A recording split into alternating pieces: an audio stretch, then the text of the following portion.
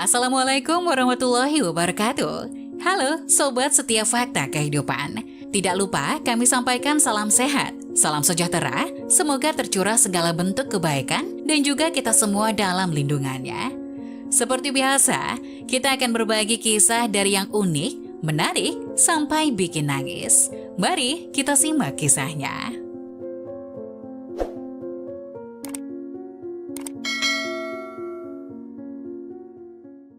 Menantunya selalu pulang malam dan tidak tidur dengan istrinya. Ibu mertua diam-diam mengikutinya dan kebenaran itu terungkap.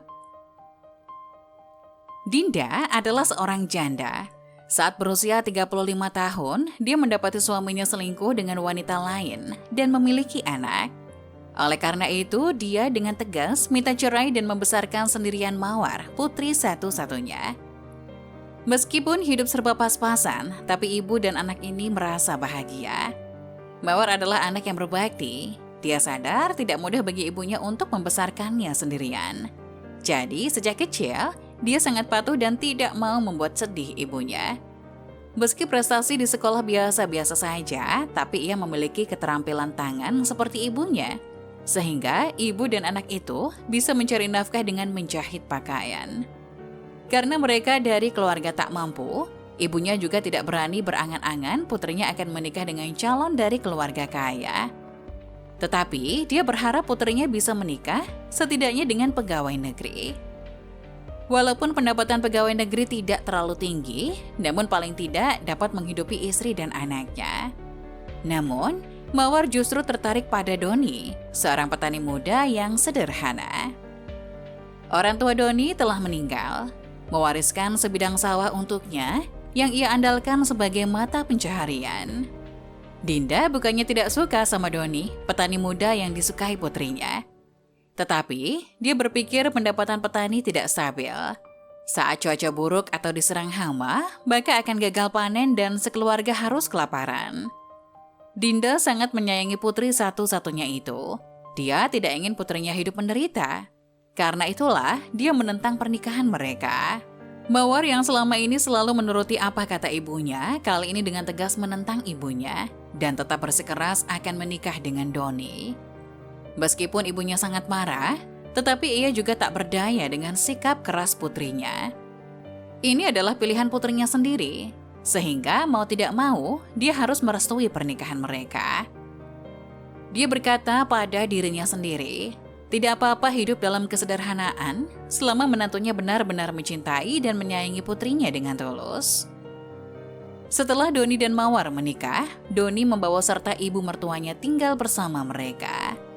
Seperti biasa, Doni bekerja di sawah setiap hari. Meski hidup sederhana, namun keluarga dengan 3 orang ini sangat bahagia. Tak lama kemudian, Mawar hamil.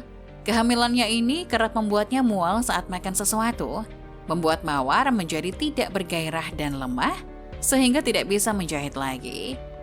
Di sisi lain, ibunya kini semakin tua. Kecepatan kerjanya tidak selincah dulu lagi.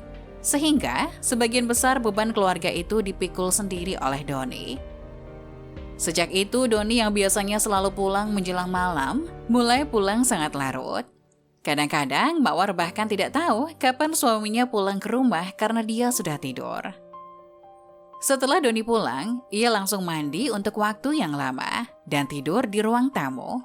Tidak lagi tidur seranjang dengan istrinya. Semua itu diamati oleh Dinda.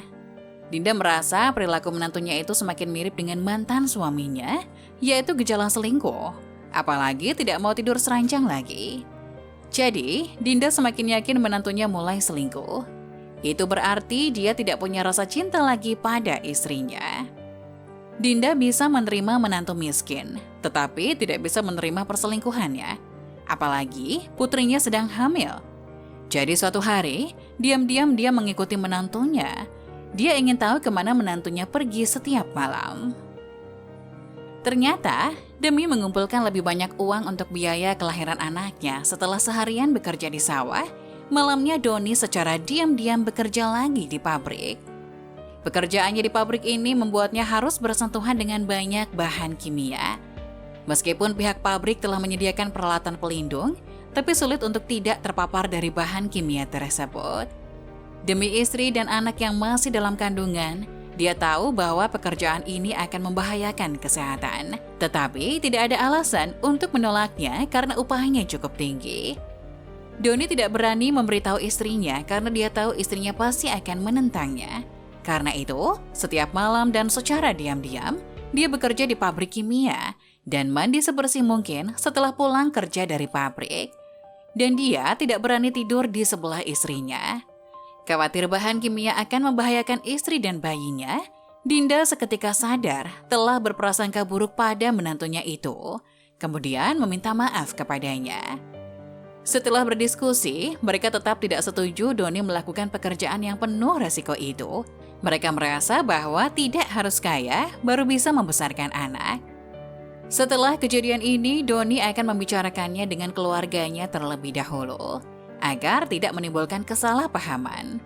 Dinda juga sangat senang dengan menantu laki-lakinya ini, tidak lagi curiga dan berprasangka buruk. Akhirnya Doni kembali bekerja seperti biasa, menggarap sawahnya. Saat senggang, dia bekerja sampingan di sebuah restoran sebagai pencuci piring dan bisa membawa pulang sisa makanan dari restoran saat pulang kerja, sehingga bisa menghemat biaya hidup keluarga sehari-hari. Terkadang, sesuatu yang tampak di permukaan itu tidak seperti yang kita bayangkan. Jadi, jangan buru-buru menarik kesimpulan semu. Apakah Anda menyukai video ini? Jangan lupa untuk membagikannya pada teman Anda. Terima kasih.